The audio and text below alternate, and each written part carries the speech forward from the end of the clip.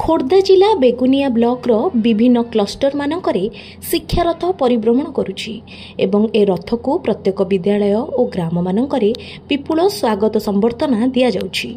आज तृतीय दिवस रे विभिन्न विद्यालय मानकरे संख्यागान संबंध शिक्षण कार्य चित्र क्रीड़ा एवं गल्प इत्यादि करा जाउछि।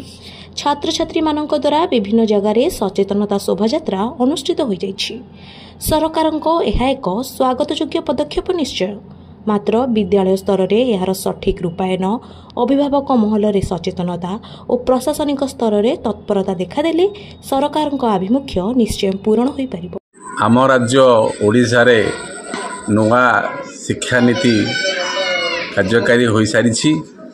प्रवेश उत्सव पड़ी छुआ उत्सव 2 तारिख ठारू 5 तारिख पर्यंत पालन करा जाउछि। एही अवसर में ब्लॉकर विभिन्न क्लस्टर रे शिक्षा रथ खुलुछि। प्रति ग्राम रे लोक मानकु सचेतन करा जाउछि। समस्ते बढ़ंतु, समस्त विद्यालय आसंतु, पाठ पढ़ंतु, देशर विकास रे अंशग्रहण करंतु। यह एक भल प्रयास। शिक्षार उन्नति सहित समस्त पिला विद्यालय को आसबे एवं नुआ शिक्षा नीति अनुसार बाल बाटिका विद्यालय रे संयोग करा जाइछि। 5 वर्षर ऊर्ध्व पिला माने बाल बाटिका रे पढ़िबे।